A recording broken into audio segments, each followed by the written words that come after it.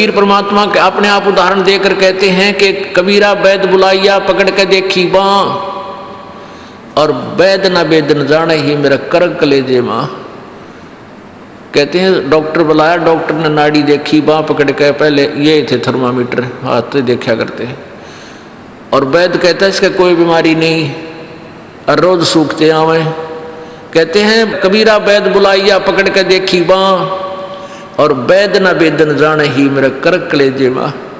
उस परमात्मा की और यहाँ के दुखों का जो दुख है, यहाँ के दुखों को देख देख कर कुत्ते ने देखे खाज किधर कीड़े पड़ रहे उसके हैं, किसी खाज लग रही है। ये भी पहले आप जैसे अड़े चौड़े हो कांडे थे और बढ़िया बढ़िया सूट गाड़ के चाले थे, भक्ति करी को नाच ब्रैन माटी करवा ली।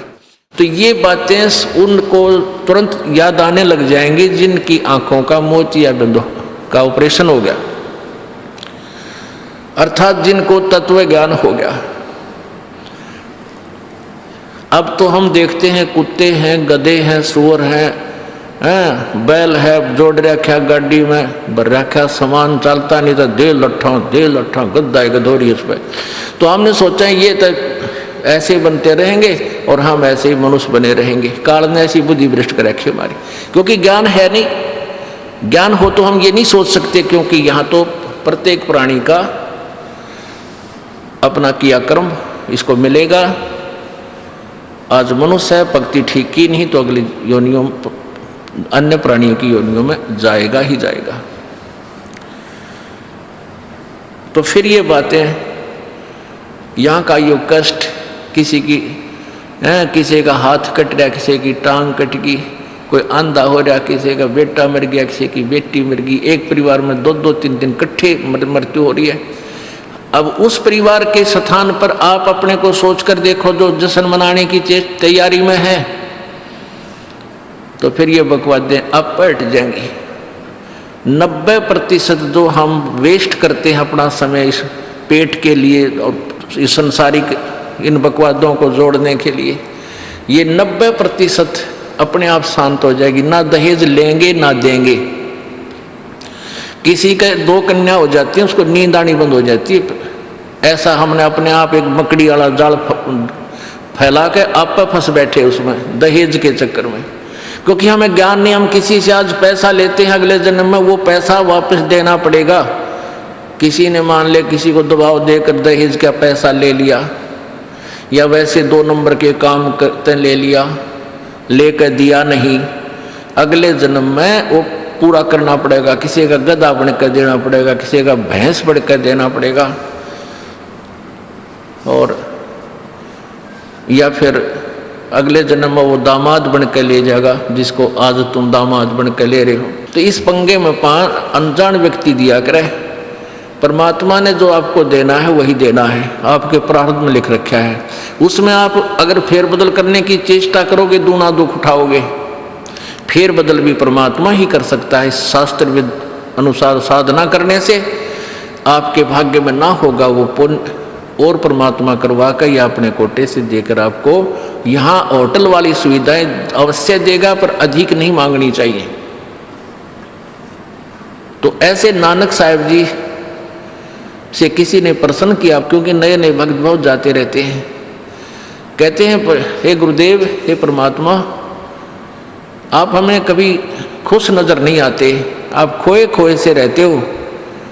तो नानक साहब जी कहते हैं भाई क्या बताऊं। कहते हैं ना जाने काल की कर डारे, और किस विध ढल जा पासावे, और जिनाते सरते मौत खुड़क दी उन्हानू केड़ा हासावे। कि 1 सेकंड का पता नहीं यहाँ के बिजली गिर जा और कहाँ गिर जा। जैसे सन 2000 की बात है, पूरा भारतवर्ष गणतंत्र दिवस 26 जनवरी मना रहा था। उधर से गुजरात के अंदर एक जबरदस्त भूकंप आ गया।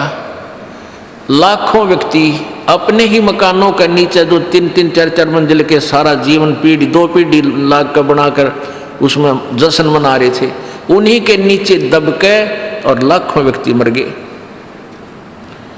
सुबह सुबह का समय, छुट्टी का दिन, और सारे घर में सेट थे। काल ने किसा दाव लगाया। तो यहाँ परमात्मा कहते तुम तो बालक हो, बालक कति डरते नहीं जरा से भी। डर जब हो जब आपको ज्ञान हो, और ज्ञान हो सत्संग से। सत्संग मान का समय नहीं कि तो और बकवाद हो रही हो, देख लो दुनिया इकट्ठी हो जा। और यहाँ कितने भक्त आ पाते हैं, जो आ पाते हो बहुत महान और पुण्य आत्मा है, उनके पिछले संस्कार इतने जबरदस्त हैं कि उनको प्रेरित करके लाते हैं, परमात्मा की रजा होती है उनके ऊपर। तो क्या बताते हैं, न जाने काल की कर डारे और किस विध ढल जा पासावे, और जिना ते सरते मौत खुड़क दी उन्हानु केड़ा हासावे। अब फिर पूछते हैं क्या प्रभु आप सदा ऐसे ही रहते हो? प्रश्न किया किसी ने नानक जी से।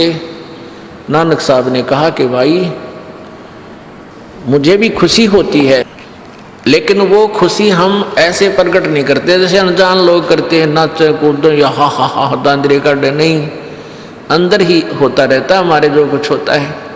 कहते हैं साध मिले साड़ी शादी होंदी, साध मिले साड़ा शादी होंदी, और विछड़ जा दिलगिरी वे, अख दे नानक सुनो जहाना मुश्किल हाल फकीरी वे। कि तुम भक्तजन जब आते हो मेरे पास सत्संग सुनने के लिए, और जो उपदेश ले चुके हैं, और फिर वो सारे के सारे रह रह कर मेरे पास आ रहे हैं, तो मुझे बहुत खुशी होती है। उस दिन हमारे विवाह होता है, शादी होती है, समागम होता है, चहल पहल होती है। और जब तुम चले जाते हो, विछड़ जाए दिलगिरी वे, तुम चले जाते हो जब मुझे दुख होता है। क्यों होता है कि तुम काल के उसमें पहुंच चले जाते हो, क्योंकि भक्त कम होते हैं और काल प्रेरित व्यक्ति ज़्यादा होते हैं।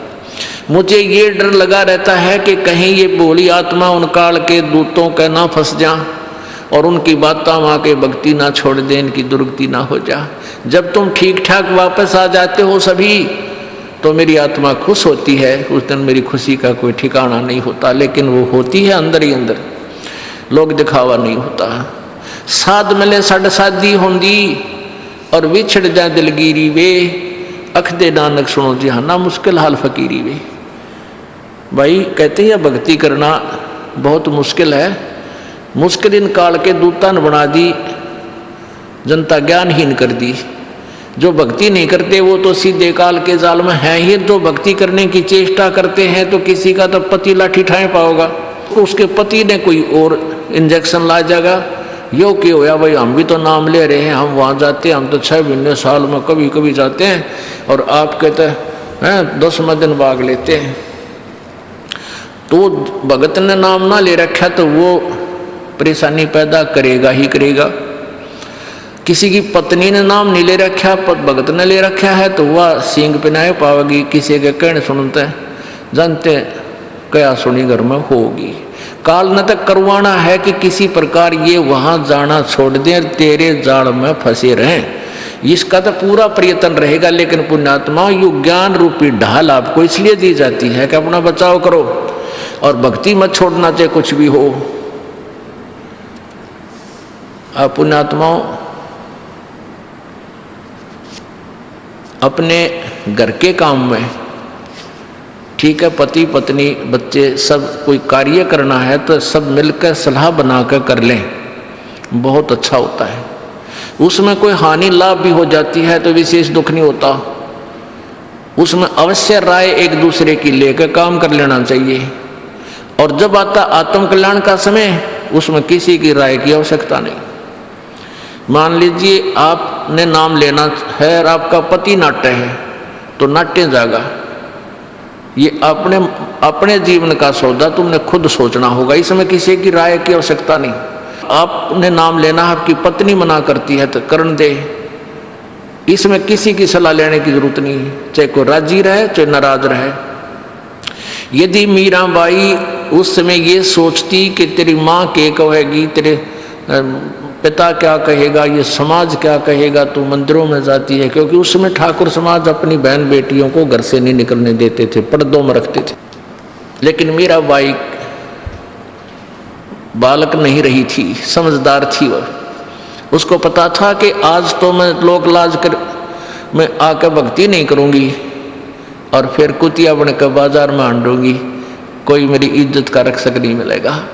तो ये ज्ञान से ही ऐसी दृढ़ता आती है। संघर्ष किया और सफल हुई, क्योंकि मालिक के नाम पर जो संघर्ष करते हैं, सच्चे जलते हैं हृदय से, उनकी परमात्मा मदद किया करता है। ये पिछले इतिहास देख लो, क्या बताते हैं। मात पिता सुत स्त्री आलस बंधु कान, संत दर्श को जब चले ये अटकावे आने। मात पिता सुत पुत्र को कहते हैं।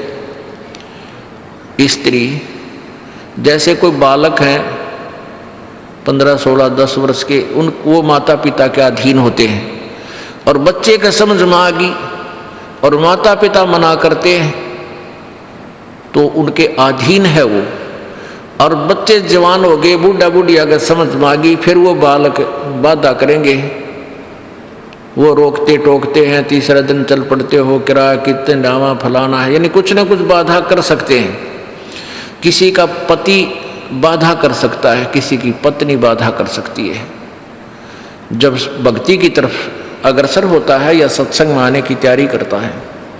या फिर आलस बंधु कान, आलस माने आप ढीले गोडे छोड़ दे, फिर देखांगे इबका नहीं जाता, सर्दी घनी है, गर्मी घनी है। और या बंधु कान, लोक लाज, इनके कारण ये है भक्ति में बाधक। अब क्या बताते हैं परमात्मा। मात पिता सुत स्त्री आलस बंधु कान, संत दर्श को जब चले ये अटकावे आण।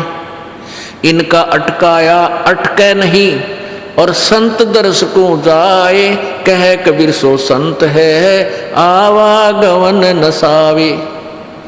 इनका अटकाया अटके नहीं, और संत दर्श को जाए यानी सत्संग में अवश्य जावे, कह कबीर सो संत है आवागमन नसाए, उसका कल्याण हो। आज मीराबाई जी का कितनी श्रद्धा और आदर के साथ नाम लिया जाता है। और यदि वो उसी तरह की क्रियाएं करती जो उस समय की बहन बेटियां लोक लाज में फंसका अपना जीवन बर्बाद करगी, आज वो कुतिया बनी आंडे। परमात्मा कहते नकबे सर नकबा बनी वह पैर थी हार हमेल, और सुंदरी से वह कुतिया बनी सुन साहिब के खेल। बीबी पड़दा रहे थी डोडी लगे थी बार, अब गातु गाड़े फिरती है वो बन कुतिया बाजार। वो पर्दे की सुंदरी सुनो संदेशा मोर, इब गातु गाड़े फिरती है वो करें सरायों शोर।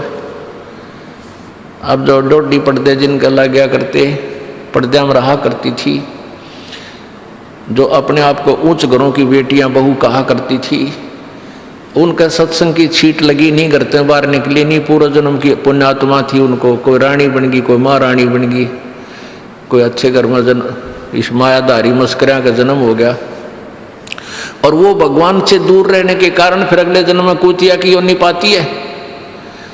तब तो पर्दों में रहती थी, उंगली भी ना दिखने देती, किसी बाहर कहीं हमारी बेइज्जती ना हो जा, मेरी पत्नी जो है सत्संग में चलेगी तो इज्जत का नाश हो जाएगा। और वह इज्जत फिर उगाड़ी आंडा है कुतिया बनकर। कहते नकबे सर नकबा बनी पैर थी हार हमेल, 1-1 लाख के गहने पैरा करती, आज वो सुंदरी से कुतिया बनी देख साहिब के खेल। तो पुण्यात्मा ये इन बातों से डर लगना चाहिए। इन बातों से डर लगने लगेगा, मालिक में रुचि बनेगी और भजन करने को दिल करेगा। और ये लोग दिखावा जो ड्रामा है, नाचा कूदी, ये बकवाद मन में आवे को नहीं, ये कहने की आवश्यकता नहीं पड़ा। दास ने कैसा मत करियो, हाँ कहना तो पड़ता है एक बार बालक को, कुछ दिनों के बाद फिर आपकी रुचि ना बढ़े। इतना तो इस दास को विश्वास हो गया है कि परमात्मा के बच्चे भगवान को पहचानने लग गए, क्योंकि अब शिक्षित समाज है। आपको नाम दिया जाता है, नाम देने से पहले सब नियमों से परिचित कराया जाता है। और हमने ये पुस्तक बनाई है भक्ति सौदागर को संदेश, इसके प्रथम अध्याय में ही हमने नियमों का पूरा विस्तार से विवरण दिया है कि कोई भी पुण्यात्मा इस आश्रम की तरफ आएगा तो पहले तैयार होकर आवे। पहले क्या होता था कि भक्तजन समझाते थे नाम ले लो तुम्हारा कल्याण हो जाएगा, बड़े सुख होते हैं, यहाँ आ जाते थे उपदेश लेने। और यहाँ आकर के हम फिर उनको लिस्ट दिखाते थे, ये नियम निभाने हैं, तो बात जाते थे कि नहीं हमारा भी ये नियम नहीं नंबर। क्योंकि वो उल्टे रंग में रंगे हुए वो सारे। तो अब उनको पहले ये लिख कर दे दिया कि तुम तैयार होकर आ जाना, तुम्हारा मन मानने तक आना, क्योंकि कल्याण होगा इस मर्यादा में रहने से। तो अब ये दास देख रहा है कि अब कितना डर लगता है बहन बेटी भाइयों को, बच्चों को। अब वो कहीं, क्योंकि समाज हमारा जो है सारा का सारा समाज काल प्रेरित है, उन्हीं क्रियाओं को कर रहा है जो ना करने वाली होती हैं। और हमारा भक्त एक घर में एक व्यक्ति ने नाम ले लिया और 5-6 व्यक्ति वो सारे शास्त्र विरुद्ध साधक हैं, तो उनके साथ संघर्ष बनता है बेचारे का जा करके। फिर भी वो इतना दृढ़ है, डरता है, आकर पूछता है जी मेरे पे ऐसी गलती होगी, मेरा नाम तो खंडनीय हो गया, आगे से नहीं करूँगा। तो कहने का भाव ये है कि पहचानने लग गए तुम परमात्मा को और संघर्ष करना सीख गए, आप सफल होगे, देख लेना एक दिन। ये नाखून पालिश लगाते हैं, ओठों पर इसी बूंदी शक्ल बना लेते हैं, लाल वो लगा कर लिपस्टिक, इतना बेहुदी शक्ल बन जाती है। कहते हैं अब ऐसी मर्यादा बन गई, बहन बेटियां कहते कि हम ऑफिस में जाते हैं तो ये लिपस्टिक वगैरह नहीं लगाते, नेल पेंट नहीं लगाते, तो क्या कहते हैं उस दूसरे कि तुम्हारे घर में कोई मर गया क्या? अरे थारा गजब भैया, ये बकवाद करने तो सारे जी जाओगे तुम, अकल खत्म होगी। यानी एक मर्यादा बन गई, जो ऐसे उल्टे काम ना करे उसने हे समझन लागे। निरंजन धन तेरा दरबार जहाँ तनिक नहीं न्याय विचार, सारे उल्टे काम में राजी रहे। लेकिन हमारी बेटियां अब संघर्ष करती हैं कि हाँ उनको ज्ञान हो गया, वो तो बालक हैं, कुछ भी कह सकती हैं। तो अब हम सबको बताते हैं ये ऐसा नहीं करना, क्योंकि पहले हमारा ज्ञान गांव में ज़्यादा चला था। इस दास ने गांव में जाकर प्रचार किया, तो वहाँ तो ये था को ना लिपस्टिक का फंड था, ना कोई नाखून पालिश लाया करती, मेहंदी मुंदी ला लेती, तो यार वो भी मना कर दिया हमने, समझा दिया कि इसका कोई फायदा नहीं है, अपना भक्ति करो। तो वो तो सब एक साधारण सी बात ही छोड़ छाड़ दी। अब शहरों में फैल गया परमात्मा का जो ज्ञान है। अब शहरों से जो बेटियां आती हैं वो सारे तो नाखुना निशी बुरी हालत सनाए पाओगी। और इधर बिहार में तो और बेगन हो रहा कति बुढ़ी बालक सारे लाल ये नाखुना न कति नो कुसुती तरह पेंट करके लाओगे नो चमकान दे। अब इनको समझाना पड़ता है कि ये नहीं करोगे तो मान जाते हैं कि नहीं आगे नहीं करेंगे हम, तो इनकी आवश्यकता भी क्या है? भगवान ने जो कितने सुंदर नाखून पहले बना के दे रखे, इन पर क्या फायदा और बकवाद करने की? तो मालिक ने जो अंग दे रखे हैं वो बहुत अच्छे बना के दे रखे हैं, इसमें हमको फेरबदल करें ही हमारी वो लोग दिखावा मेकअप है, इसकी हमें आवश्यकता नहीं। अब तो हम आपको बता रहे हैं, समझा रहे हैं पहली बार, फिर आप पे सियाने हो जाओगे, आपकी अब पर रुचि ना करे। जैसे नानक साहब कहते हैं, ना जाने काल की कर डारे किस विध डल जा पास आवे, जिना के सरते मौत खड़क दी नानू के डांस आवे। अब प्रसंग था कि साध मिले साड़ी शादी होंगी और भी छड़ जा दिलगिरी वे, अख दे नानक सुनो जहाना ये मुश्किल हाल फकीरी वे। तो नानक साहब क्या बताते थे कि तुम जाते हो यहाँ से सत्संग सुनकर, और वहाँ आप ऐसे समाज में जाते हो जो सब काल प्रेरित होकर के वो साधनाएं, वो क्रियाएं, वो ड्रामाबाजी करता है, जिससे मुझे डर लगा रहता है कि कहीं आपकी क्रियाएं भंग ना हो जाएं और आप काल के मुंह में चले जाओ। जब तुम वापस आ जाते हो तो मुझे बहुत खुशी होती है कि परमात्मा के बच्चे काल के जाल से बचे हुए, तो उस दिन खुश होता हूँ मैं। और तुम चले जाते हो तो मेरी एक तो वो ज्ञान के यहाँ काल का लोक है, ना जाने कब जाना पड़ जावे, इस कारण से डर से अपनी भक्ति करता रहता हूँ। और एक तुम्हारी भी चिंता खाती रहती है कि कहीं काल के जाल में ये बालक फिर ना फंस जाएं। तुम वापस आ जाते हो एज इट इज, तो फिर मेरी खुशी का ठिकाना नहीं रहता। साध मिले साड़ी शादी होंगी, साध यानी साधु संत, ये भक्त आप साध हो, साध माने जो साधना कर रहा है, और साधु सोए जो सीधा चाल है, यानी जो और लोग दिखावा बकवाद नहीं करता, शराब मांस तम्बाकू नहीं पीता, और मेकअप वगैरह शरीर के वापस जरूरत नहीं। कहते पति भरता भावानी चोम चटक श्रृंगार, जो पति भरता यानी जिसने केवल अपने पति से ही लगा हुआ है, फिर उसने बकवाद करने की क्या आवश्यकता है? तो कहने का भाव यह है कि हम सच्चे ढंग से जब लगेंगे फिर हमने अब पे इच्छा ना हो किसी वस्तु की। परमात्मा कहते हैं इस काया का गर्व ना करियो के काला के गोरा रे, और बिना भजन इसका कुछ काम ना आवे, चाहे एतर छड़को चारों ओरा रे। ये शरीर क्या है, ये गोरा दिखा है चाहे काला किसी का, इसने थोड़ा सा छोल के देख लो, एक जैसा कोबाड़ सब में भरा पड़ा है। ये ऊपर पालिश का फर्क रखे, अरे इससे नाम अच्छा बूढ़ा मान लेते हैं। नहीं, ये चाहे काला है चाहे टेढ़ा बेढ़ा है, चाहे किसा बूढ़ा काना लंगड़ा है, इसमें जब भक्ति कर गया वो सफल है, और इस मेकअप में लग गया रहा वो असफल है, चाहे वो कितना सुंदर दिखता हो। तो पुण्यात्मा परमात्मा कहते ये मिट्टी है, इस मिट्टी से हमने लाभ उठाना है, इसे सोना बनाना है, भक्ति रूपी धन कमाना है, तो इसी से कमाया जाएगा।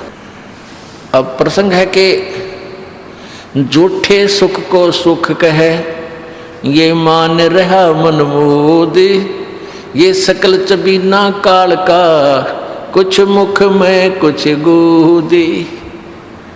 अब परमात्मा आप बताओ, मैं आकर के बोली आत्मा हमें जगा रही है, हमने काल के कुएं की भांग पी रखी है, यहाँ की मान बढ़ाई और इस माया की। कबीर परमात्मा कहते हैं कबीर ये माया अटपटी या त्रिगुणमयी माया, ब्रह्मा विष्णु महेश के द्वारा जो हमारे अंदर प्रेरणा कर रखी है, त्रिगुणमयी माया के विषय बता रहे हैं। कबीर ये माया अटपटी सब घट आण अड़ी, किस किस को समझाऊं ये तो कुएं भांग पड़ी। अब किस किस ने समझावा, सब एक तरह की भांग पी के एक जैसे विचार, एक जैसे बोल, एक जैसा ज्ञान इन्होंने ग्रहण किया हुआ है, और ये दास सच्चा ज्ञान सुनाता है, इसका विरोध करते हैं, इसको जल्दी समझ नहीं पाते, क्योंकि इनको इस माया रूपी और अज्ञान रूपी भांग का नशा हो रहा है। तो परमात्मा कहते हैं कबीर ये माया अटपटी सब घट आण अड़ी, और किस किस न समझाऊं या तो कुएं भांग पड़ी, यानी सब ने एक जैसा ही ज्ञान ग्रहण करा, खैर सबके एक जैसे विचार हैं। अब झूठा सुख कौन सा है, इन कार कोठियों को हम अपना मानते हैं, संतान संपत्ति को अपना मानते हैं। इसका उदाहरण आपको दे दिया। परमात्मा कहते हैं राम नाम कड़ुआ लगे और मीठे लगे दाम, दुविधा में दोनों गए भाई, माया मिली ना राम। माया तो मिले को नहीं, यानी मान लीजिए आपके पास अरबों संपत्ति अरबों हो भी गई तो वह तेरी नहीं, आपको 2-4 रोटी सुबह 4 रोटी शाम है, और 1 वर्ष में गणित गणे 4 कपड़े कुर्ते पजामे बहुत, 1 वर्ष में खत्म। आप पाटे को नहीं, ऐसा काम रह रहा आजकल, और 2 जोड़ी चप्पल कुर्ते जूते, और 1 खाट का स्थान, 1 चारपाई आ जा, गणित गणित 2 आ जा, जितने एक परिवार एक व्यक्ति को 1 चारपाई। कहने का भाव यह कि ऐसा सीमित सा मकान, इतने की आवश्यकता आपको है, और बाकी पैसा आपके पास उसने के सिर में मारोगे, क्या करोगे उसका? अब या तो कि तो बकवादाम लावेगा, कि तो शराब पीवेगा, कि तो और कोठी खरीद कर गिर देगा, उस पर कोई कब्जा कर लेगा, फिर लट्ठम लट्टा मुकदमे होंगे, या कोई ले लेगा रिश्तेदार या कोई मित्र बनकर फिर देखो ना, फिर खेचा तानी रात ने नींद आओ ना, वह रखेगी बगन में पात्रे, वो माया तने जीर्ण नहीं दे। और माया तो परमात्मा कहते हैं इस जीव की सबसे बड़ी शत्रु है, जो भगवान से दूर करे। अभी झूठे सुख को सुख मान लिया, कार कोठी होगी, बढ़िया व्यापार बिजनेस या कोई नौकरी होगी, तो भगवान से 100 कोस दूर है वो प्राणी। कोई एक आध पुण्यात्मा इसे प्रेरणा होकर आ जाता, वो तो फॉर एग्जाम्पल होते हैं। तो परमात्मा कहते हैं इसे सुख का आग लगे जो भगवान से दूर करे। परमात्मा कहते हैं वो दुख अच्छा हमारे लिए जो परमात्मा के चरणों में हमें लगाए रखे। कबीर साहब कहते हैं सुख के माथे पत्थर पड़ो जिससे नाम रट देते जावे, और बलिहारी वो दुख जो पल पल नाम रटावे। कि हे परमात्मा इसे सुख की हमने जरूरत नहीं, जो भगवान से दूर करे। पत्थर पड़ो इसे सुख के ऊपर, और बलिहारी उस दुख के जो पल पल नाम रटावे। जैसे भक्त नाम ले रखा किसी ने और उसको कोई पीड़ा हो जाती है, चिंता शुरू हो जाती है उसको, ये भगवान कदे कैंसर ना हो जा, ये परमात्मा कोई और ऑपरेशन ना बन जा। तो वहाँ तक जाता है जहाँ डॉक्टर के पास, और भगवान याद रह कर आता है। और वहाँ जाकर डॉक्टर करता है अल्ट्रासाउंड और एक्सरे वगैरह करके बता देता है कि आपको वैसी कोई खास बीमारी नहीं है, नॉर्मल सी है, ये दवाई लो ठीक हो जाए।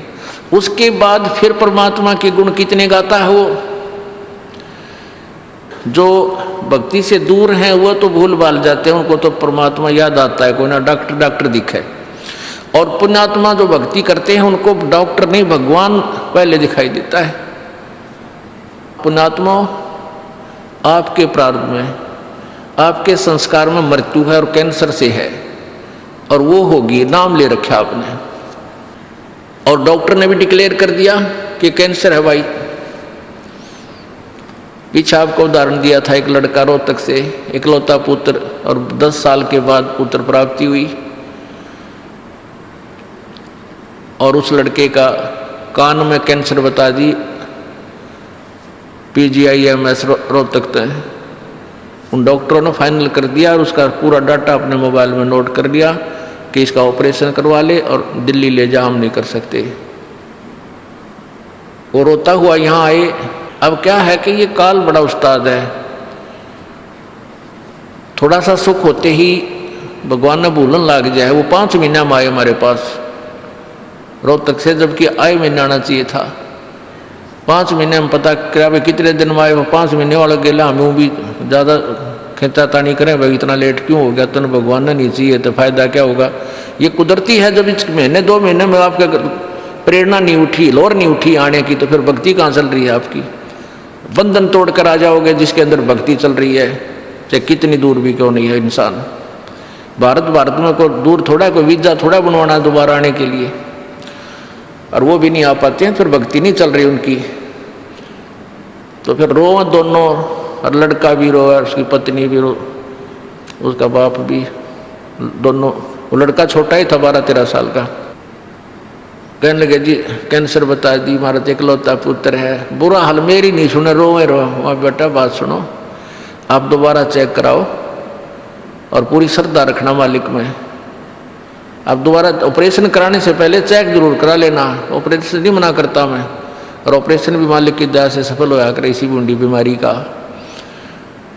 तो उनके यह बात जच गई, जानते डॉक्टर से कहा जी इसको ऐसे, वो रिपोर्ट दिखाई और फिर कहा जी, वो डॉक्टर ने कहा अभी मैं दोबारा चेक कर लूँगा। मालिक प्रेरणा करता है कि एक बार चेक करना पड़ेगा, मैं ऑपरेशन करने से पहले चेकिंग फिर करूँगा। दोबारा चेक किया, उसने बताया इसका कोई कैंसर नहीं है और कान की हड्डी बढ़ा है, और 6 महीना में एक बार दिखा जाइए, आप पर ठीक हो जाइए। अब पुण्यात्माओं, अब उस परिवार को भगवान कितना प्यारा लगेगा, कितनी श्रद्धा बढ़ेगी।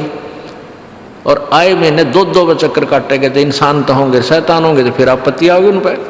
भगवान से दूर होते ही फिर ये विरानमाटी होगी। तो कहने का भाव ये है कि सुख के माथे पत्थर पड़ो जो नाम हृदय ते जा, और बलिहारी उस दुख के जो पल पल नाम रटावे। संत शरण में आने से फिर आई टले बला, और जय मस्तक में सूड़ी होवा काटे में टल जा। ये मालिक की वाणी है, गलत नहीं हो सकती। इसका हम कितना लाभ उठा सकते हैं वो हमारी अपने अंतःकरण की जो है व्यवस्था के ऊपर डिपेंड करता है। हमारी कितनी भावना है, कितनी हमारी लगन है मालिक में। अब कुछ भक्त ऐसे भी आते हैं जी, हमें लाभ ना होया, पाठ भी करा लिया, जोत भी चढ़ा दी, और 3 बार आ लिया मैं, ईसा डिठोरा दिखाऊंगे, मेरा ऊपर जानो बहुत बड़ा, मुझे ही ज़्यादा आवश्यकता है, इसने कति नहीं।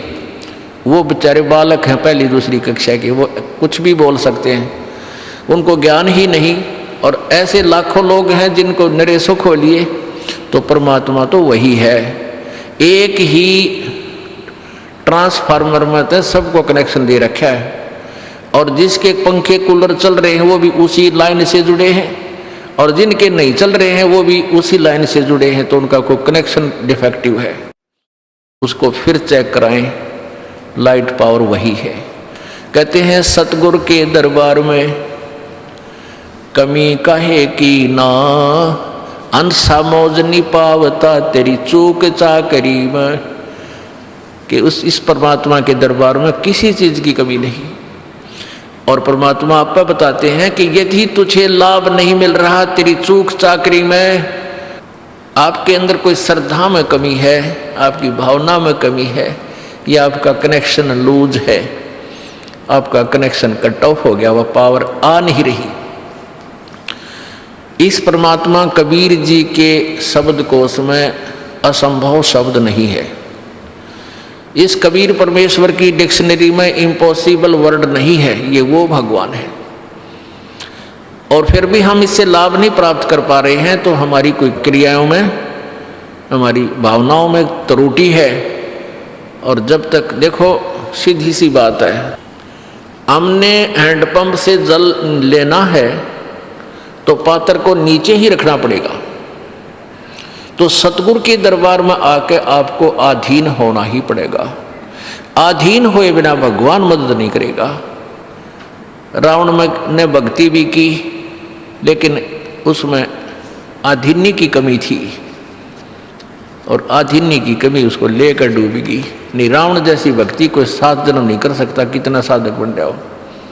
जब परमात्मा के नाम पर यहाँ से काट कर चढ़ा देना अगले समर्पण, तो कहने का भाव ये है कि और फिर उसके अंदर जैसा किया वैसा फल उसको मिलता रहा, लेकिन अधीन्य नहीं आई, फिर सारी करी कराई खो दी।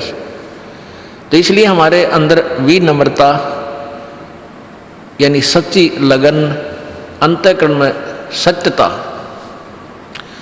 छल कपट नहीं रखा माड़ी सी भी अपने सच्चे दरबार में आवे। गुरु जी के प्रति कोई विकार, यहाँ कर कोई भी दोष नहीं देखे। यदि आप किसी में दोष देख रहे हो, वो दोष आपके अंदर है।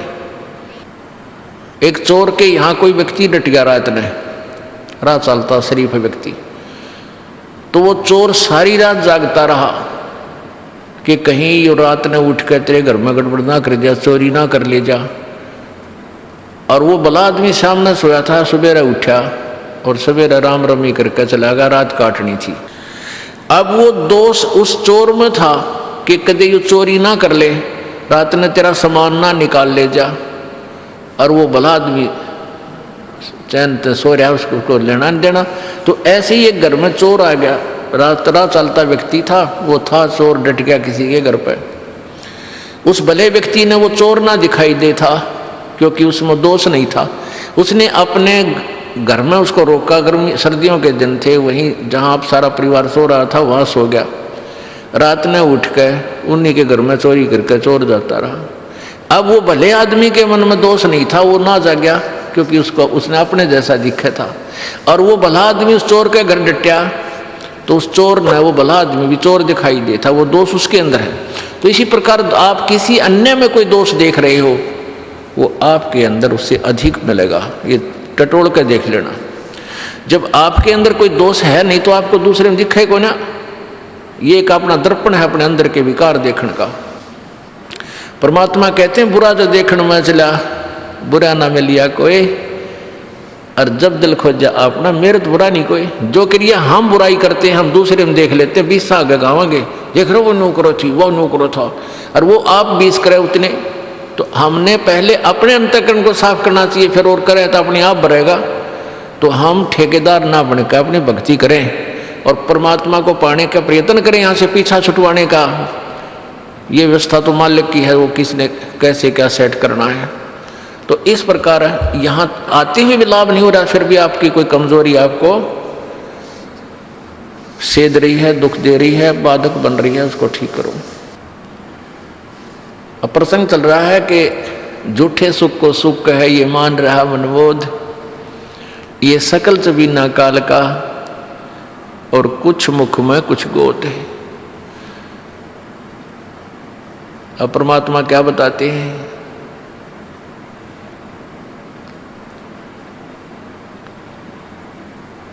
कबीर कहाँ गर्बियो, कबीर कहाँ गर्बियो, ये देही देख सुरंगे, बिछड़वा मिल नहीं जो का चढ़ी भुजंगे। परमात्मा कह रहे हैं क्या इस सुंदर शरीर ने रोज 3 बार शीशा देख कर इसने राजी हो रहा है। कहते हैं एक बार जब भक्ति नहीं करी, छूट गया तो ऐसे जागा जैसे सरप कैंचुली छोड़ जाया करे। और उस कैंचुली के में फिर दोबारा प्रवेश नहीं कर सकता वो। ऐसे ही वो शरीर एक बार आपका छूट गया तो या पड़ी रह जाएगी आपके ऊपर का कवर, ये कुछ ना फिर इसने फूकेंगे माटी घेर कर उसमें शमशान घाट में दे लट्ठा और दे सिंगड़ गोंगे उसका मार फोड़ फूक फाक कर जब उड़द डगेंगे और तय इसमें फूला नहीं समानता। इससे लाभ उठाना है, चाहे किसा भी शरीर है आपका, वृद्ध है चाहे बालक है, जवान है चाहे किसा भी है, अभी आपको बताया था जैसा भी है काला काला गोरा, अपनी भक्ति करो, पीछा छुटवाओ या माटी एक सी है सबकी। परमात्मा कहते हैं भाई कहाँ जन्मे का पाले पोसे और खूब लड़ाए लाडे, ना बेरा इस देह के कहाँ खड़ेंगे हाडे, ना जर बेरा कित मारेगा काल। कबीर कहाँ गर्बियो ये काल गह करके से, ना बेरा कित मारेगा यो के घर के परदेश। कहते हैं के फूला फिर ऐसे छोटे से नकली सुख मान रहा तू, और काल जो है तेरे बाल पकड़ेगा। काल गह कर केश, कर माने हाथ, केस माने बाल, और ना बेरा कित मारेगा के घर के परदेश। अब आपने उस आंध्र प्रदेश के मुख्यमंत्री की स्थिति देखी, न कह रहे किसी जगह मारेगा काल की तो पानी पैनी अभी ना पावे, वहाँ पटका ठाक है 3 दिन मत नो बेरा पट्टा उपड़िया कहाँ पर है। तो पुण्यात्माओं बात ये नहीं कि वो मर गए इस तरीके से, लेकिन जो थोड़े से जिनको हम बड़े व्यक्ति मानते हैं उनकी दुर्गति होती दिखे ना, जब ये मन पापी ठीक ठिकाना आ जाता है। आम आदमी तो रोजमर्रा है उसकी तो चिंता नहीं, मानते नहीं। इसे जो जिनको हम सुप्रीम पावर माना थे, मुख्यमंत्री बिरानी के पाड़ मानते थे हम बिना ज्ञान में, और उसकी के दुर्गति हुई। कहते हैं जो भक्ति नहीं करता उनके ये बिरान माटी होंगी, और जो परमात्मा का नाम लेता है उनके साथ ऐसा नहीं होगा, ये गारंटीड बात है। अगर इतना भी अंतर नहीं है फिर भगवान की आवश्यकता ही समाप्त हो जाती है। ध्रुव प्रहलाद मीराबाई के इतिहास देख लो, मीराबाई को विष पिला गया था, विष भी अमृत बन गया उस परमात्मा की भक्ति और शक्ति से। इसलिए पुण्यात्माओं आपको जो ये क्रिया कर रहे हैं आपका घनी काम आओगी। अब तो आपको ना इतना महसूस हो रहा है, लेकिन आने वाले समय में कहते हैं कल्पे कारण कौन है कर सेवा अपनी काम, और मन इच्छा फल देऊंगा जो पड़े मेरे ते काम।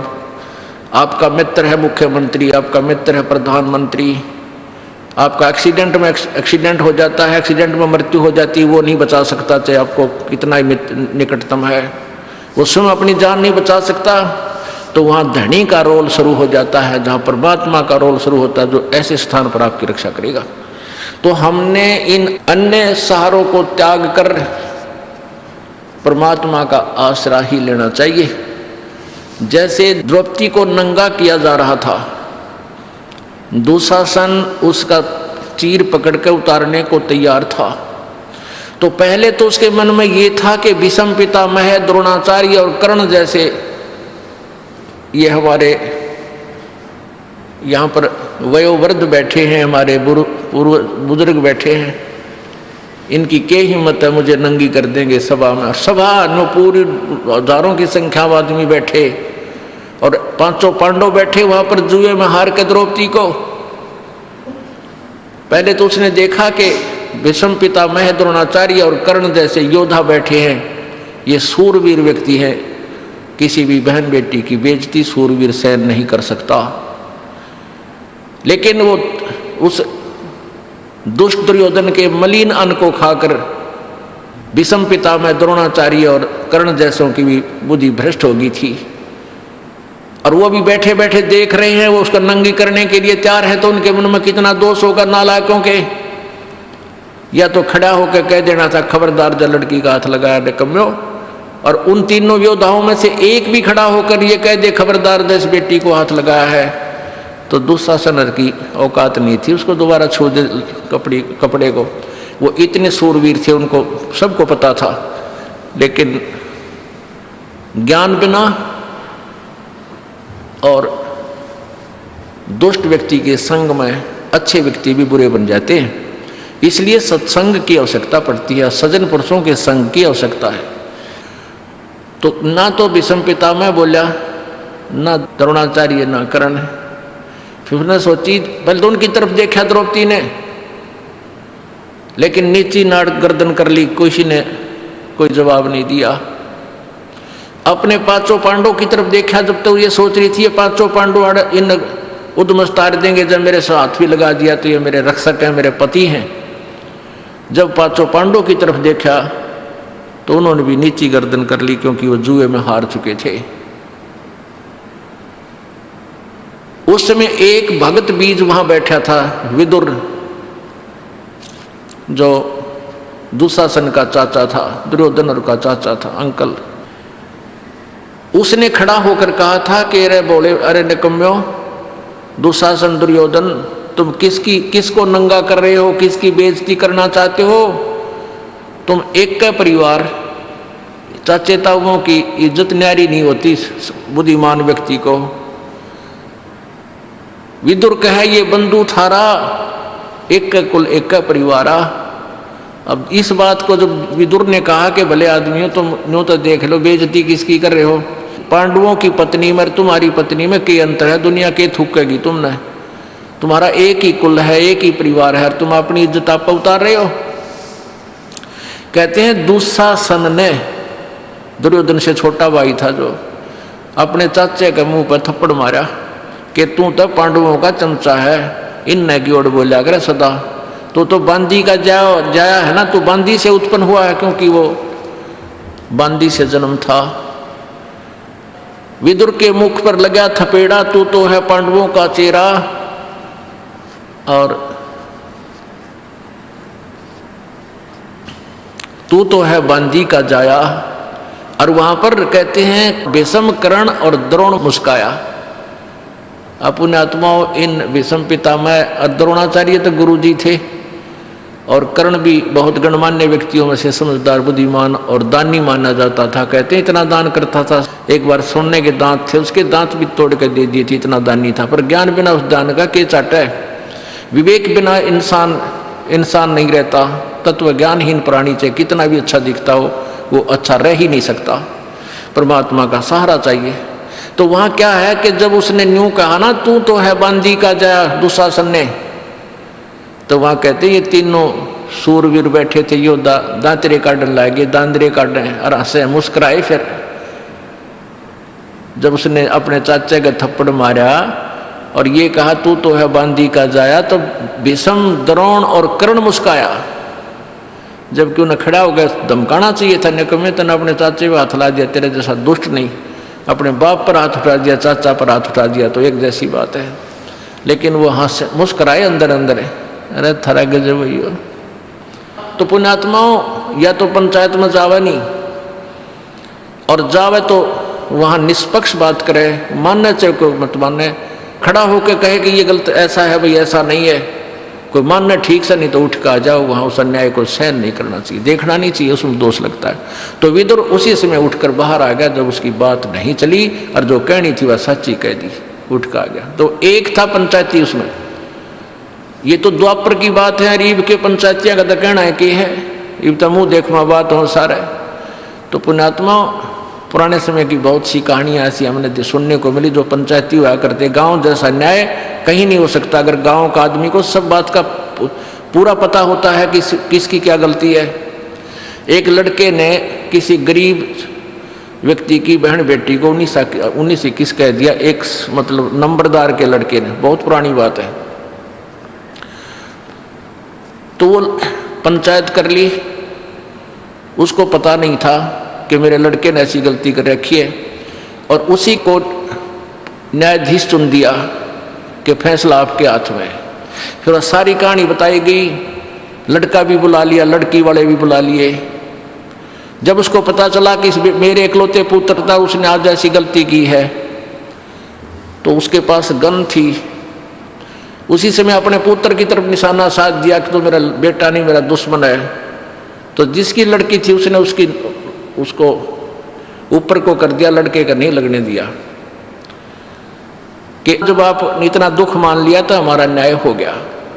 और ईब के है, इब सांझ ने पंचायती, शाम ने कुछ बात करें, सवेरा घुटी ला के बदले पावे, ये पंचायत होगी। तो पुण्यात्माओं, उस लड़की वाले ने उस लड़के की जान बख्शती नहीं, वो खुद उसकी गोली से मारना चाहता था। शाहजहां मुसलमान था, वीर हकीकत राय और एक मुसलमान के बालक इकट्ठे पढ़ा करते, उनका आपस में कहा सुनी होगी। एक हकीकत राय ने उनकी फातिमा जी को गाली दे दी और उसने दुर्गा को गाली दे दी मुसलमान के लड़के ने। तो उसके शाहजहां के साले ने गलत बात बताकर राजा को सच्चाई से अपरिचित रखे और हकीकत जी को यानी मरवा दिया, उसको चढ़वा दिया, खत्म करवा दिया। जब शाहजहां को पता चला, अपने साले को तीर मार दिया था कि तू दुश्मन है, बालका की छोटी मोटी लड़ाई तने कोड कहानी बना दी नालायक। तो पुण्यात्माओं अब कितना सतर गिर गया, हद हो रही है भगवान। तो ऐसे द्रौपदी ने जब ये देखा कि भी पहले तो उसने सहारा तकिया अपने 5 पतियों का, वो भी योद्धा थे भीम जैसे बलि, और फिर उसने आसरा तकिया सहारा लिया सामने बैठे उन बुजुर्गों का, भीष्म पितामह, द्रोणाचार्य और कर्ण का, और फिर भी कोई सहयोग कहीं से नहीं मिला। परमात्मा कहते हैं भीष्म पितामह, द्रोणाचार्य और कर्ण तो उस दुर्योधन, क्योंकि दुर्योधन को राज प्राप्त हो गया था, दुर्योधन के पास रहते थे, उसने अच्छे बाग में रखे हुए थे, वहाँ खूब मेवा फल फ्रूट खिलाया करता था, सेवा करता थे उसके नौकर। उस मलिन अन्न को खाकर वो उससे दबाव में आगे बंध गए उसके साथ, इसलिए नहीं सच्चाई कह सके। और 5 पांडव जुए में हार चुके थे, वो वचन बद्ध हो चुके थे, वचनों में बंध गए थे। तो परमात्मा कहते हैं बंधे से बंधा मिले छूटे कौन उपाय, और कर बंदगी निर्बंध की जो पल में दे छुड़ाए। अब जैसे 4 आदमी न्यारे न्यारे अलग अलग खंभा तो बांध रखे हैं, और एक बंधा हुआ दूसरे बंधे हुए से कहता तू मुझे खोल दे, मैं आपके आगे हाथ जोड़ता हूं। तो क्या वो बंधा हुआ व्यक्ति उसको खोल देगा? हाँ, कोई खुला व्यक्ति आ जाता है, उसको प्रार्थना करे तो सारे के बंधन खोल दे। तो परमात्मा निर्बंध है, बाकी सब बंधे हुए हैं, चाहे मंत्री है, चाहे मुख्यमंत्री है, चाहे प्रधानमंत्री है, चाहे पूरी पृथ्वी का कोई शासक है। केवल परमात्मा का सहारा लेने से ही हम परमात्मा से लाभ प्राप्त कर सकते हैं। हम दूसरे का सहारा लेते हैं तो परमात्मा पीछे हट जाता है। इसलिए हमने अपने ईश्वर को आगे रखना चाहिए प्रत्येक काम में। देखो, आप डॉक्टर के पास जाते हो, डॉक्टर दवाई दे देता है, आपको आराम हो गया, तो हमारे मन में ये आता है डॉक्टर की दवाई से नहीं, भगत के मन में ये आओगा कि मेरे परमात्मा ने दया करी। नहीं तो वो डॉक्टर दवाई दे, उसका रिएक्शन कर जाती है दूसरे आदमी का। दवाई देता है, वह दूने एक्शन शुरू कर देती है, वो लगती है कोई ना। और परमात्मा की शरण माने के बाद आपको वो बुद्धि परमात्मा, डॉक्टर भी उसी कंट्रोल में है, ऐसी दवाई दिवाओगा, एक गोली तो ठीक हो जा, और ना तो वह बात बढ़ के करा कि अपने कह खड़ी हो जा, ऑपरेशन तो भी पांडा ना छूटे। तो इस प्रकार कोई भी कार्य हमारा होता है, चाहे किसी से भी होता है, करे करावे साईं मन में लहर उठा, दादू सरदर जीव के अब बगल हो जा। आपके मन में भी नहीं आएगा कि इस व्यक्ति ने मेरा काम कर दिया। जब आप ज्ञान से परिचित हो जाओगे, आपको केवल परमात्मा ही याद आएगा, भगवान मेरे परमात्मा ने ऐसा किया, दाता आप बिना हो ही नहीं सकता था। तो करावे साईं मन में लहर उठा, करावे किससे थे, लेकिन हमारा काम भगवान बिना नहीं होगा, और होता भी नहीं। तो हम फिर पतिव्रता पद पर आ जाएंगे कि हमने भगवान के अतिरिक्त किसी में आस्था रहे को ना, और है भी ये सच्चाई। तो तभी हम ऊपर उठेंगे, तभी हम परमात्मा के निकट आएंगे, और परमात्मा के निकट आएंगे तो फिर सारे लाभ होंगे। कहते हैं कल्पे कारण कौन है, कर सेवा निकाम। अब तू रह कर कल्पना करता है, कदे न्यू ना हो जाए भगवान न्यू हो जा। कहता तू निष्काम भाव से सच्चे दिल से बिना मनोकामना पूर्णा के अपने करता रहे, तू सेवा पूजा कर, साधना कर, मन इच्छा फल देवेगा जो पड़े दणीते काम। फिर आपको मन चाया फल देगा जब उस मालिक के सत्र का काम आवेगा। हम के मांगा, हाँ भैंस नहीं ना हुई है, आज दूध ना दिया, ठीक है गरीब आदमी ने इतना दुख बतेरा है यो भी, लेकिन आप भक्ति करो, जो मर्यादा हमने बता दी, इस नाम को जपते रहो। इसके जपने से, साधना करने से ये जो संसारिक सुख है आपके आप होंगे। इस मंत्र में, इस भक्ति में, ये बट नेचुरल है, ये बाई प्रोडक्ट है इस भक्ति का, जिसको तुम मांग रहे हो। जैसे किसान ने गेहूं बोने हैं, गेहूं बीजने का मुख्य उद्देश्य है अपनी जीवन रक्षा करने का, परिवार की जान बचाने का, कि हमें गेहूं मिले, कणक मिले। उसके लिए भूसा उसका उद्देश्य नहीं होता, वो तूड़ा उद्देश्य नहीं होता। अब देखा हमने कई पहले बड़े बड़े फार्म जिसके 20-20, 50-50 एकड़, 40-40, 100-100 एकड़ जमीन है, वो क्या करते हैं कि कंबाइन से कटा देते हैं, वो ऊपर से गेहूं निकाल लेते हैं, वो तूड़ा भूस पड़ा रहे वहां पर ऐसे छोड़ देते थे। उनका उद्देश्य गेहूं ही प्राप्त करना था। तो ऐसे ही हमारा उद्देश्य मोक्ष प्राप्ति है, और उसमें फिर वो तूड़ा जो है आप हो जाएगा। जैसे आपने गेहूं बीजे हैं तो तूड़ा यानी भूस तो होगा ही होगा, पहले भूस होगा और पाछे गेहूं मिलेगा। तो आप यदि उद्देश्य मोक्ष ही मानकर यहाँ कार्य करोगे, भक्ति करोगे, तो यहाँ सांसारिक सुख तो आपको मिलेंगे ही मिलेंगे, ये तो हो ही नहीं सकता, ये बाई प्रोडक्ट है इस भक्ति का। और हम मांगने तूड़ा आवे हैं, हम डिमांड ही इसकी करते रहते हैं, यूँ हो जा यूँ हो जा। कोई नहीं, नए नए बच्चे आते हैं, उनको ज्ञान नहीं, उनको तो हम कहते बेटा होगा, और होगा ऐसी बात नहीं, क्योंकि आपके भाग्य में नहीं है वो वस्तु। भाग्य में नहीं रही, प्रारब्ध में नहीं रही, तो आपत्तियां आई आपके ऊपर, पाप कर्म आपके बढ़ गए, तो परमात्मा कुछ फर्स्ट तो आपको अपने कोटे में तय आपको देगा, कबीर भगवान देगा इस दास के माध्यम से, और आपको राहत मिलनी शुरू होगी, ताकि आपका दिल डटे कि ये परमात्मा है या कबीर भगवान है हमारा। अब धर्मदास जी ने कबीर परमेश्वर जी से पूछा कि हे भगवान, कोई आप चमत्कार नहीं दिखाते? अब भोली भाली आत्मा शुरू में इसे प्रश्न किया करते हैं। परमात्मा बोले भाई संत चमत्कार नहीं दिखाया करते, वो तो बंडेलियां का काम वो है, जादूगरा का।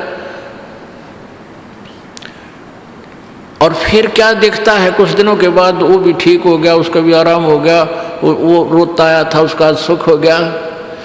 तो धर्मदास कहता है फिर आप, ये महाराज जी आपने तो कमाल कर दिया, कति चमत्कार करके दिखा दिया, आज वो फलाना ठीक हो गया। परमात्मा बोले भाई संत चमत्कार नहीं करा करते, और वो संत नहीं जिससे चमत्कार ना हो।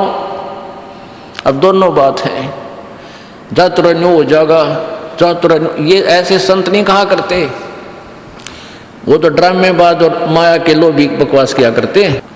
संत चमत्कार नहीं दिखाते, नहीं करते, और वो संत नहीं जिससे चमत्कार ना हो। अब दोनों बात हैं, समझदार समझ गए होंगे।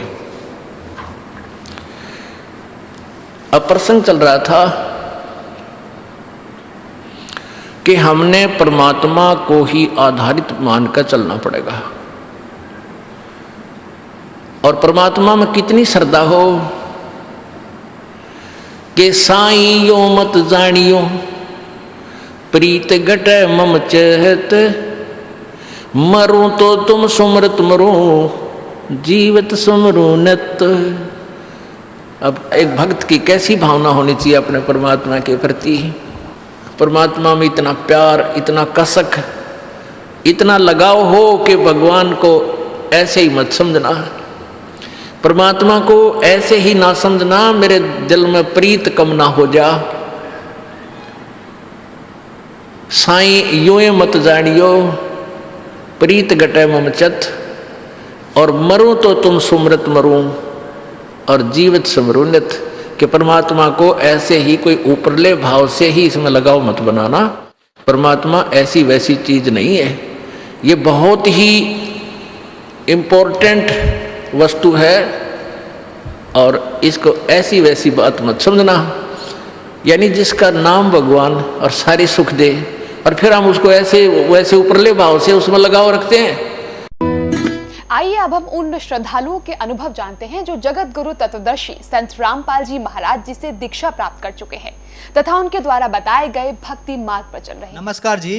नमस्कार सर। क्या नाम है बहन जी आपका? मेरा नाम नेहा है। बहन जी आप कहाँ के रहने वाले हैं? मैं दिल्ली की ही रहने वाली हूँ। बहन जी संत रामपाल जी महाराज से नाम दीक्षा आपने कब ली? संत रामपाल जी महाराज जी से मैंने नाम दीक्षा 2013 में ली, अप्रैल के मंथ में। संत रामपाल जी महाराज से नाम दीक्षा लेने से पहले क्या आप कोई भक्ति साधना भी करते थे?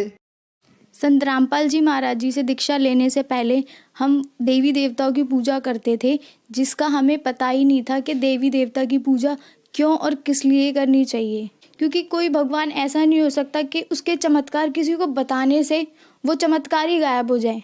क्योंकि मैं शिव जी भगवान की पूजा ज़्यादा करती थी, तो मैंने कभी भी शिव जी भगवान के लिए व्रत करे या कुछ भी उनसे मांगा तो वो जभी की जभी पूरा हो जाता था नेक्स्ट डे। बट जब ये चीज़ मैंने एब्जॉर्व करी कि हाँ मेरी मतलब मनोकामनाएं पूरी हो रही हैं, तो मैं अपनी मदर को या किसी को बताऊं कि मेरे तो ये भगवान है, मेरी मनोकामना पूरी होती है। तो जब मैंने अपनी मदर को बताया तो नेक्स्ट डे से या फिर जब भी मैं कुछ मांगती थी तो मेरा पूरा ही नहीं होता था। तो मैं ये सोचती कि भगवान ऐसा होता है कि मनोकामना किसी को बता देने से फिर वो उसकी मनोकामना ही नहीं सुनता, ऐसा तो नहीं हो सकता।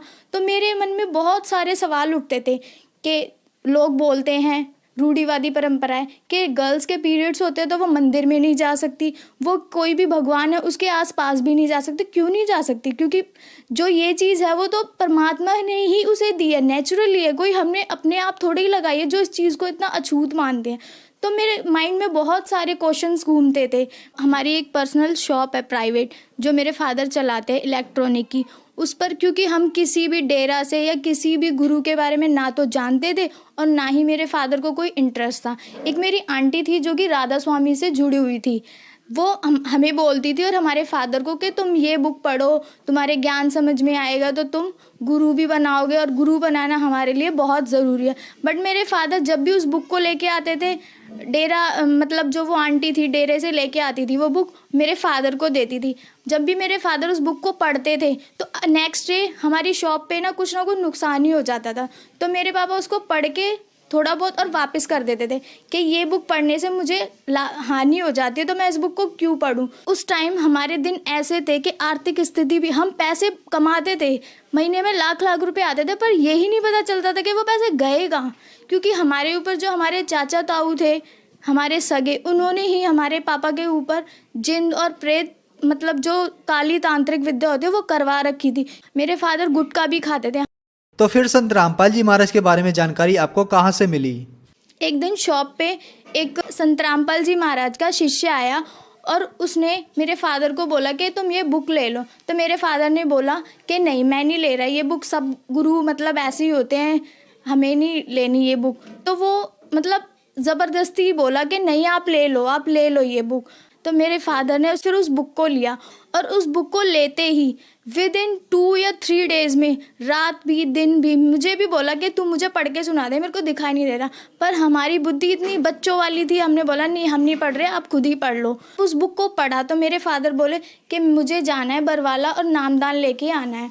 तो मेरी मम्मी बोली ठीक है हम दोनों चलेंगे। तो मेरे फादर और मेरी मदर दोनों के दोनों संत रामपाल जी महाराज जी के आश्रम बरवाला गए 2013 फ़ेब में। उसके बाद वहाँ पर गए तो उन्होंने नाम दीक्षा ली, तो मेरे फादर और मेरे मदर लेकर आ गए। फिर 2 मंथ्स के बाद मेरे को बोला, मेरी मम्मी आके बताने लगी कि वहाँ का वातावरण ऐसा है, वहाँ पर ऐसे भगत बैठते हैं। तो मेरा थोड़ा सा इंटरेस्ट बना कि हाँ मुझे भी जाना चाहिए, जबकि मुझे ये नहीं पता था। मैंने उस टाइम 12th क्लियर करी थी 2013 में, मेरा फ्री भी टाइम था उस टाइम पेपर देने के बाद। तो मैंने सोचा थोड़ा सा इंटरेस्ट बना, जाके देख भी लूँ कि क्या है क्या नहीं। तो मैंने सतलोक आश्रम बरवाला जाने के बाद मेरा मन ऐसा हो गया जैसे हम पता नहीं किस परिवार में आ गए हैं। क्योंकि आजकल आपको पता ही है कि दिल्ली में और सिटीज़ में कितना जॉइंट फैमिली होती थी पहले, और अब जॉइंट ना रहकर सिंगल फैमिली हो गई है। तो बच्चों को वो चीज़ तड़प होती है। तो इसलिए जब मैं वहाँ गई तो मैंने देखा कि हाँ ऐसा लगता था कि पूरा परिवार है, हम ना किसी से राग द्वेष ना कुछ। तो मैंने सोचा कि हाँ मुझे भी नाम दीक्षा लेनी चाहिए। बट मुझे इतना ज्ञान नहीं था कि गुरु बनाना चाहिए या नहीं चाहिए। बट मैंने उस टाइम अप्रैल में मैंने संत रामपाल जी महाराज जी से दीक्षा ले ली। बहन जी हमने सुना है कि संत रामपाल जी महाराज से नाम दीक्षा लेने के बाद श्रद्धालु को बहुत सारे लाभ प्राप्त होते हैं, तो क्या आपको भी लाभ प्राप्त हुए संत रामपाल जी महाराज से नाम दीक्षा लेने के बाद? हाँ सर, मुझे मेरी मानसिक स्थिति मतलब जो आजकल का कल्चर है उसमें मेरा थोड़ा सा माइंड लगा हुआ था। मैं थोड़ा सा ना मेंटली डिस्टर्ब थी। एक तो यहाँ सिटी में और ऊपर से रूढ़िवादी मेरे फादर और मदर की थोड़ी सी सोच थी कि बॉयज़ और गर्ल्स इक्वल नहीं होते। तो मेरे को इस चीज़ से बहुत इरिटेशन होती थी कि नहीं, गर्ल्स क्यों नहीं है बॉयज़ के बराबर। जब मैंने नाम दीक्षा ली तो इससे मेरे माता पिता की सोच में भी प्रभाव हुआ और मुझे भी मेंटली जो डिस्टर्ब रहती थी मुझे भी उससे आराम हुआ। और मेरे जो फादर थे उनके ऊपर भूत प्रेत का साया रहता था। वो डेली की डेली जब भी पूजा करते थे तो उन पे भूत खेला करते थे और वो अकेले, हम तो स्कूल चले जाते थे, उसके बाद मेरी मदर संभालती थी उन्हें। वो एक पैर पे खड़े होकर डांस किया करते थे और नवरात्रों में वो अपना खून चढ़ाया करते थे मूर्ति पे। संत रामपाल जी महाराज जी से दीक्षा लेने के बाद मेरे फादर का गुटका छूटा, उनके ऊपर भूत प्रेत की साया बिल्कुल ख़त्म हो गया और उनके शरीर में जो कैंसर बताया था डॉक्टरों ने, क्योंकि कैंसर की तो कोई दवाई है ही नहीं, अगर आप इलाज भी करोगे तो भी वो इलाज कंटिन्यू रख के भी आप कभी भी मृत्यु को प्राप्त हो सकते हो। तो मेरे फादर ने दवाई छोड़ दी थी कि नहीं, मैं अब दवाई खाऊंगा ही नहीं, और उन्होंने किसी को बताया भी नहीं था कि मुझे कैंसर है। जब उन्होंने संत रामपाल जी महाराज जी से दीक्षा ली उसके बाद उन्होंने बोला कि मुझे कैंसर था, घर में बताया, क्योंकि उन्हें पता था कि मैं घर में बताऊंगा तो पहले से ही हमारी आर्थिक स्थिति खराब हो रही है और ज़्यादा मेंटली डिस्टर्ब हो जाएगी मेरी मदर। क्योंकि मेरे फादर मेरी मम्मी को बोलते थे संत रामपाल जी महाराज जी से नाम दीक्षा लेने से पहले कि मैं कुछ दिनों का और हूँ, मैं मर जाऊँगा उसके बाद। तो मेरी मम्मी इस चीज़ को लेकर रोती थी, इसलिए मेरे फादर ने मेरी मदर को नहीं बताया था। जब संत रामपाल जी महाराज जी से दीक्षा ले ली थी उसके बाद जब उनका कुछ विद इन मंथ कैंसर में राहत मिली तो मेरे फादर ने मेरी मदर को बताया कि हाँ, मुझे पहले कैंसर था और शरीर में गांठें भी थी उनकी, वो कैंसर की, वो अब ख़त्म हो गई है। और मुझे टाइफॉइड था 2 साल पहले, तो वो 2 साल पहले टाइफॉइड था हल्का फुल्का, तो मुझे लगा कवर हो जाएगा। मैंने थोड़ी बहुत मेडिसिन ले ली, क्योंकि गुरुजी भी कहते हैं कि दवाई भी परमात्मा ने ही बनाई है, उसका उपयोग भी हमें करना चाहिए। जब मैंने दवाई खाई तो उस टाइम ठीक हो गया था, बट उसके जो सिम्टम्स होते हैं वो क्लियरली ठीक नहीं हुए थे। फिर मुझे अभी 3 मंथ्स पहले सितंबर में टाइफॉइड दोबारा हुआ। मुझे पहले फीवर चढ़ा बहुत तेज़, फिर टाइफॉइड हुआ। मैंने जब टेस्ट कराया तो टेस्ट के उपरांत जो टाइफॉइड था वो 320 था। तो मैंने डॉक्टर को पूछा तो मैं एक दिन रोने लगी गुरुजी के दरबार के सामने के संत रामपाल जी महाराज, आपके सिवा कोई डॉक्टर है ही नहीं इस दुनिया में, क्योंकि सभी पैसे के लिए भाग रहे हैं।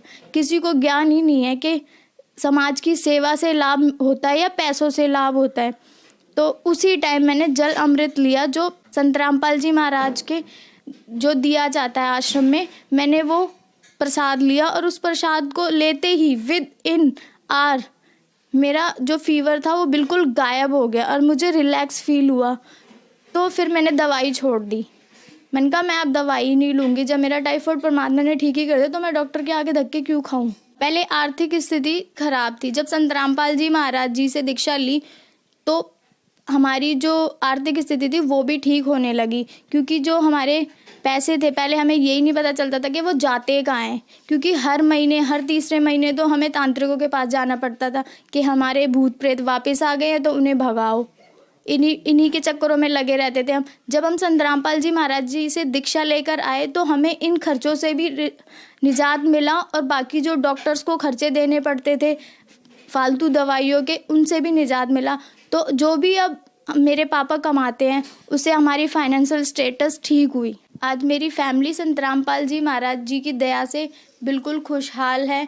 बहन जी, संत रामपाल जी महाराज से नाम दीक्षा लेने के बाद आपको बहुत सारे लाभ प्राप्त हुए, तो जो समाज आज आपको देख रहा है और वो भी किसी न किसी बीमारी से ग्रस्त है, तो क्या वो भी संत रामपाल जी महाराज से नाम दीक्षा लेने के बाद ठीक हो सकते हैं? उनके लिए आप क्या कहना चाहेंगी? पूर्ण संत रामपाल जी महाराज जी वो अभी भी जेल में है और फिर भी उनका प्रचार इतनी तेजी से चल रहा है। जनता को ये देखना चाहिए कि उनका प्रचार तेजी से क्यों चल रहा है और इस बात में सच्चाई क्या है, क्योंकि जब तक हम सच को देखेंगे नहीं तब तक हमें पता नहीं चलेगा कि सच क्या है। क्योंकि एक कवि ने कहा है कि अगर कबीर साहिब आज होते तो वो जेल में कहीं सड़ रहे होते। तो ये बात आज के ज़माने में सत्य है, क्योंकि हमारे संत रामपाल जी महाराज जी कबीर जी द्वारा दिया हुआ ज्ञान ही बता रहे हैं कि कबीर ही पूर्ण परमात्मा है।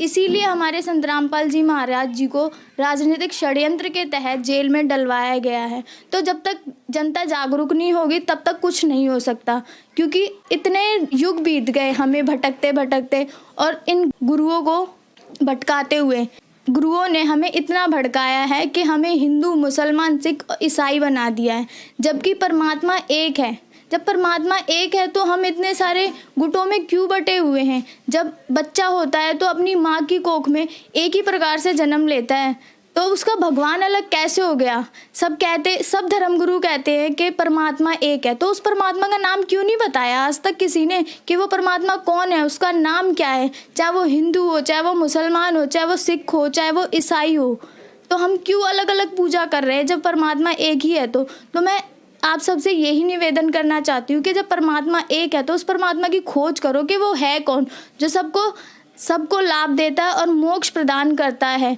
तो मैं सबसे यही कहना चाहती हूँ कि संत रामपाल जी महाराज जी का ज्ञान पढ़ो। मैं उससे ज़्यादा नहीं कहना चाहती, क्योंकि जब तक आप ज्ञान ही नहीं पढ़ोगे तो आपको पता क्या चलेगा कि ये धर्मगुरु हमें जो बोल रहे हैं वो सच है या झूठ है। क्योंकि संत रामपाल जी महाराज जी ने यही बोला है कि ज्ञान पढ़ोगे तभी पता चलेगा कि सच और झूठ क्या है। धर्मगुरु हम इसी चीज़ से लेके राजनीतिक खेल खेल रहे हैं, और जब तक हम इस चीज़ के लिए जागरूक नहीं होंगे जब तक कुछ नहीं हो सकता। चाहे हम कितने भी पढ़ लें, चाहे कितने भी डिग्री पास कर लें, क्योंकि पढ़ने का एक यही लाभ है कि हम पढ़ के ये देख सके कि झूठ क्या है और सच क्या है। तो इसीलिए मैं कहना चाहती हूँ कि संत रामपाल जी महाराज जी का ज्ञान सुनो और निर्णय करो खुद, और नाम दीक्षा लो।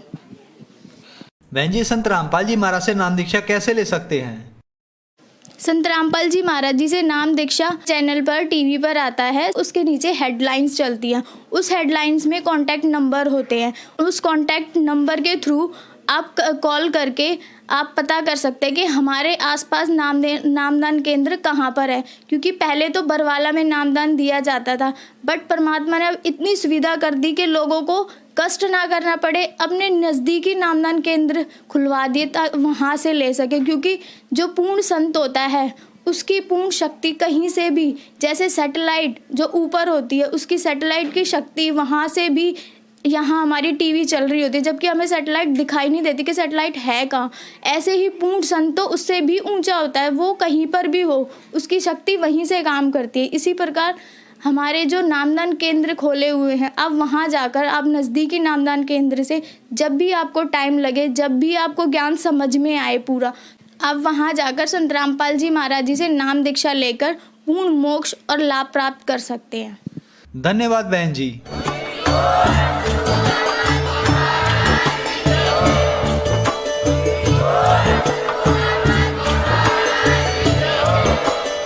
आप सुन रहे थे जगत गुरु तत्वदर्शी संत रामपाल जी महाराज जी के मंगल प्रवचन। अधिक जानकारी के लिए विजिट कीजिए हमारी वेबसाइट www.jagatgururampalji.org। संत रामपाल जी महाराज जी के शुभ आशीर्वाद से पूरे विश्व भर में 500 से भी ज्यादा नाम दीक्षा केंद्र हैं, जिन पर संत रामपाल जी महाराज जी द्वारा ऑनलाइन निशुल्क नाम दीक्षा दी जा रही है। अपने नजदीकी नाम दीक्षा केंद्र का पता करने के लिए संपर्क करें 8222880541।